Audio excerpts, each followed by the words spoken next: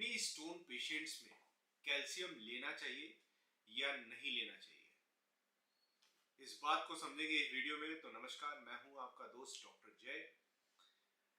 आइए विस्तार से समझते हैं कि कैल्शियम हम लोगों को लेना चाहिए या नहीं लेना चाहिए किडनी स्टोन पेशेंट्स में।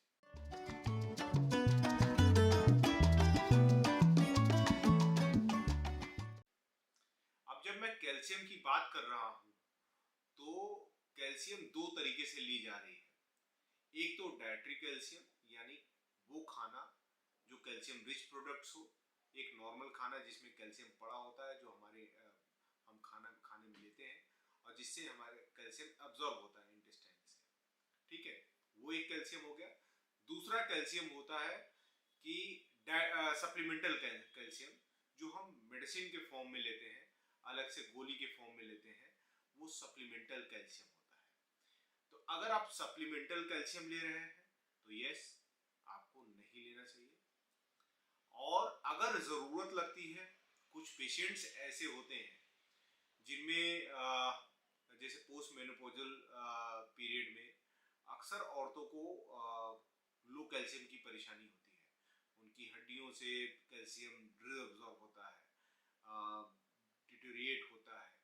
तो उसकी वजह से क्या होता है कि उनको कैल्शियम सप्लीमेंट्स डॉक्टर एडवाइज करते हैं, और ऐसे में अगर एडवाइज नहीं की जाए तो उनकी हड्डियां इतनी पोली हो जाती हैं, फ्रैक्चर हो सकता है, इजीली फ्रैक्चर, हल्का सा ठोकर लगती है, फ्रैक्चर हो जाता है। तो ऐसे में प्योरली एडवाइजेबल होता है कि कैल्शियम सप्लीमेंट दिया जाए। अब कैल्शियम सप्लीमेंट दिया जाए तो उसके लिए उनकी एक टाइमिंग होती है। अगर मजबूरी हो जाए कैल्शियम सप्लीमेंट देना तो उसको खास तौर पे मील के साथ लिया जाना चाहिए, यानी आप जो खाना खा रहे हैं उसके साथ लेना चाहिए वो कैल्शियम सप्लीमेंट। अगर जरूरत हो तो 500 मिलीग्राम की एक गोली या 2 गोली, अगर जरूरत हो तो उसको मील के साथ लेना चाहिए, यानी खाने के साथ लेना चाहिए। अब उस खाने के पीछे क्या रीजन है वो अभी मैं बताता हूं। होता क्या है जनरली कि जो स्टोन्स बनते हैं वो स्टोन्स होते हैं कैल्शियम ऑक्सलेट के, है ना। ये सबसे कॉमन स्टोन पाया जाता है, कैल्शियम सबसे कॉमन कंटेंट होता है स्टोन का, कैल्शियम ऑक्सलेट। तो ये दोनों कॉम्बिनेशन से बनते हैं स्टोन। तो जब हम कैल्शियम सप्लीमेंट्री कैल्शियम ले रहे होते हैं तो सप्लीमेंट्री कैल्शियम का एक काम और एक्स्ट्रा हो जाता है कि वो जा करके मील में जो हमारे ऑक्सलेट्स पड़े होंगे, यानी हमारे फूड ऐसे होंगे कुछ जिसमें थोड़ा बहुत मात्रा में ऑक्सलेट्स होंगे, वो ऑक्सलेट्स को वही बाइंड करके स्टूल के रास्ते बाहर कर देगा, है ना। या ऑक्सलेट जब बाइंड हो जाएंगे तो कैल्शियम ऑक्सलेट वही बाइंड हो जाएगा। ठीक है, तो जो स्टोन बनता है बेसिकली वो बनता है आपके यूरिन में जब कैल्शियम की लीकेज होती है और ऑक्सलेट्स की लीकेज होती है। जब ये दोनों प्रोडक्ट ब्लड से यूरिन में चढ़ करके किडनी में आते हैं, किडनी में हो रहे होते हैं, तो जाकर के कैल्शियम ऑक्सलेट्स के स्टोन्स बनते हैं, है ना। तो हमें क्या करना है, हमें इन दोनों पे या तो oxalates content, oxalates rich products भी हम अवॉइड करते हैं देना। दूसरा, कैल्शियम सप्लीमेंट अगर जरूरत हो तो मील के साथ लिया जाना चाहिए, वैसे नहीं दिया जाना चाहिए। ये स्टडीज में शो हुआ है कि जो कैल्शियम सप्लीमेंट दिया जा रहा है, जिन लोगों को दिया जा रहा था उन लोगों को स्टोन ज्यादा बनते हैं, और जिनको कैल्शियम जो सपोज दैट कुछ ऐसी स्टडीज भी हुए हैं कि जिनको जो ग्रुप ऐसे थे कि जिनको कैल्शियम बहुत कम दिया जा रहा था या ना के बराबर, यानी कैल्शियम रिस्ट्रिक्ट किया जा रहा था, उनको स्टोन्स ज्यादा बनते। यानी कैल्शियम कम लेना भी स्टोन की प्रोडक्शंस को बढ़ा सकता है। कैल्शियम कम लेना का मतलब यहाँ पे मैं डाइटरी कैल्शियम की बात कर रहा हूँ, यानी आपके खाने की कैल्शियम को नहीं कम करना है। खाने की कैल्शियम कितनी होगी भैया? 800 से 1200 मिलीग्राम पर डे की कम से कम जाए उसमें, है ना।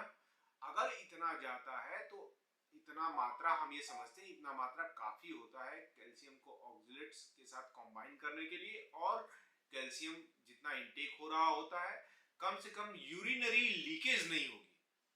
अच्छा, इसमें होगा क्या? जब हम लो कैल्शियम लेते हैं या जब हम रेस्ट्रिक्ट करते हैं कैल्शियम को, तो होता क्या है कि हमारा पैराथायराइड हार्मोन एक्टिव होने लगता है और वो कैल्शियम को बोन से निकाल करके बाहर करता है और वो फिर यूरिनरी लीकेज का काम करता है, एक्सेस।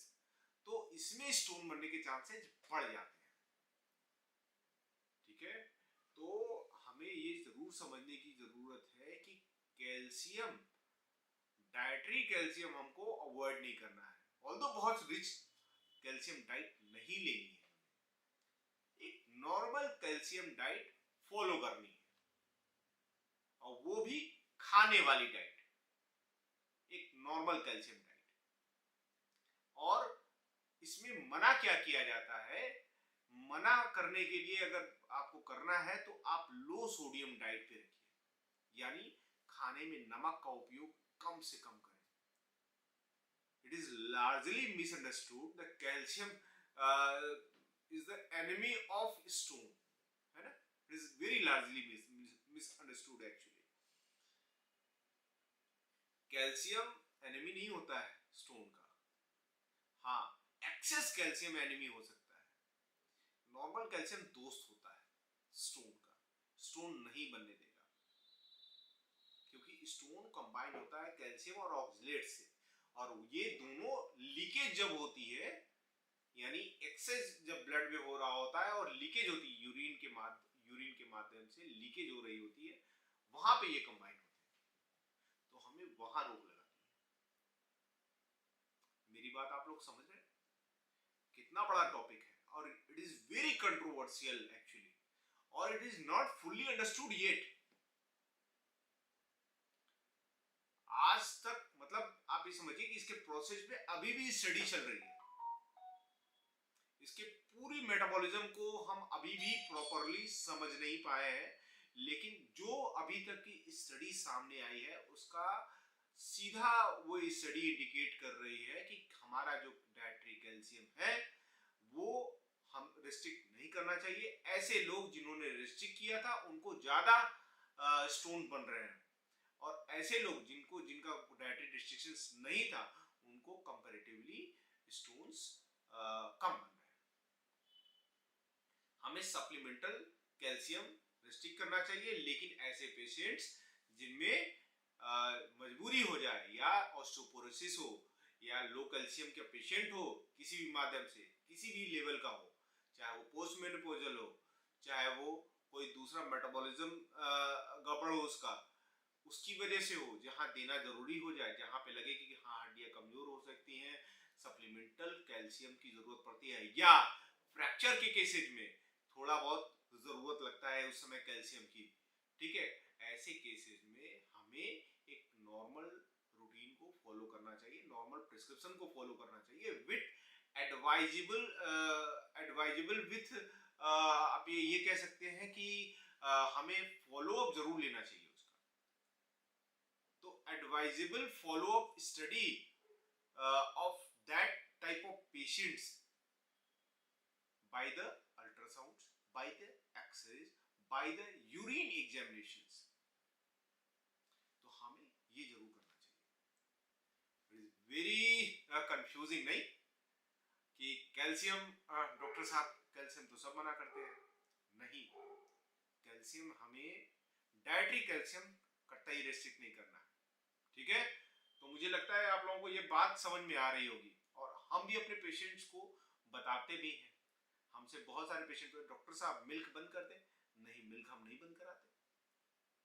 डाइटरी कैल्शियम, एक नॉर्मल डाइटरी कैल्शियम हम फॉलो करते हैं, ठीक है।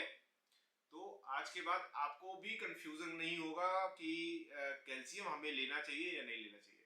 अच्छा, नीचे कमेंट करके बताइएगा अगर कोई कंफ्यूजन हो आपको इसके रिगार्डिंग।